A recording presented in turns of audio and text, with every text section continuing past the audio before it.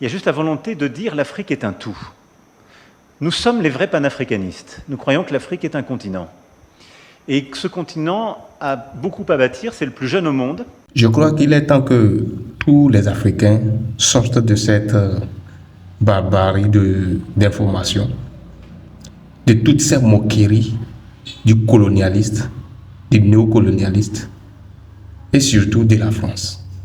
Je ne comprends pas comment nos dirigeants africains aujourd'hui n'arrivent pas à voir cela ou bien n'arrivent pas à comprendre cela, qu'ils peuvent aujourd'hui prendre leur souveraineté de gré ou de force. Aujourd'hui, au XXIe siècle, en 2026 encore, il y a des présidents esclaves. Ces esclaves de salon, en cravate, qu'on applaudit, aller se faire humilier, dit n'importe quoi. Macron aujourd'hui se nomme panafricaniste. Il se dit, lui, il est plus panafricain que les panafricains eux-mêmes. Voilà une sorte d'injure qu'il ne faut pas avaler comme un comprimé.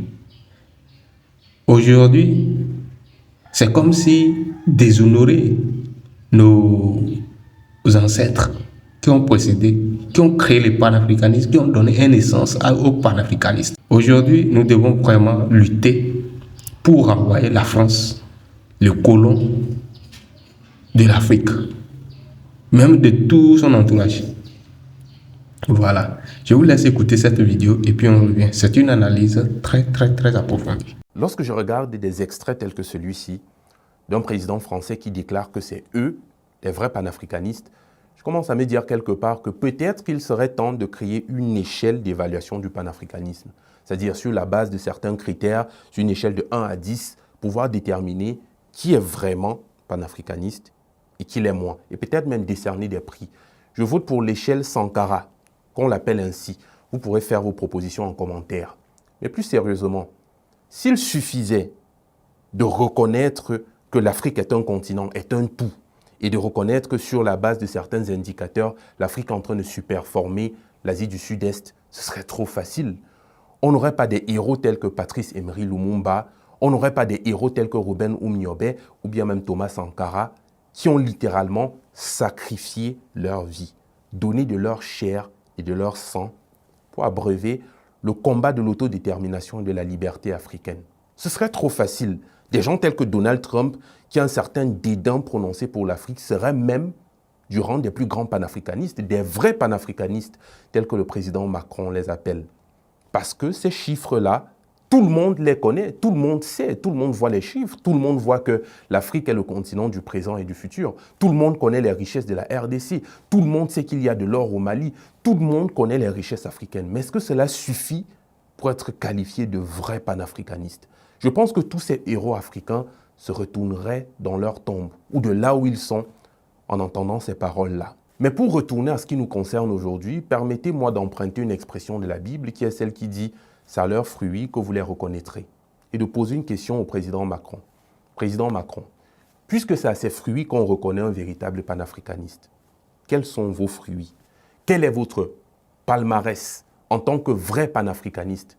Et quels sont les critères sur lesquels vous vous basez pour dire que vous êtes vrai? Parce que s'il y a un vrai, ça signifie qu'il y a un faux. Qui sont les faux panafricanistes?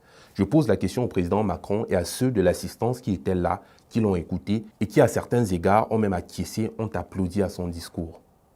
Qu'est-ce qui fait de quelqu'un un vrai panafricaniste? Comme je l'ai dit au départ, je pense vraiment qu'il est temps, il serait temps de créer une échelle pour évaluer le panafricanisme. Je propose l'échelle Sankara. Comme ça, chacun, sur la base des critères qu'on aura choisis, pourra décider, pourra voir de lui-même s'il est vrai panafricaniste ou faux panafricaniste, puisque nous en sommes rendus là. Faites vos propositions de critères d'évaluation en commentaire. Faites vos propositions de noms pour cette échelle-là. Donc, nous devons vraiment revoir vraiment l'essence même du mot panafricaniste, comme je l'ai dit au préalable. Voilà. Parce que c'est une insulte, une injure. Et ce qui fait encore plus mal, c'est que nos dirigeants moutons qui sont amenés là-bas pour se représenter, nous représenter leur pays, ont applaudi. Ils applaudissent. Et ça fait pitié qu'en 2026, on en est encore là. Voilà.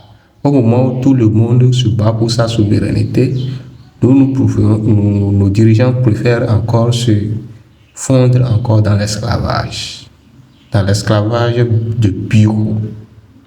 Donc, voilà. J'espère que vous avez aimé cette vidéo. N'hésitez surtout pas à mettre un pouce bleu. Si vous avez aimé mon analyse, n'hésitez surtout pas à me le dire dans les commentaires et proposer vous-même vos idées dans les commentaires. Ça me ferait plaisir de vous lire et à la prochaine.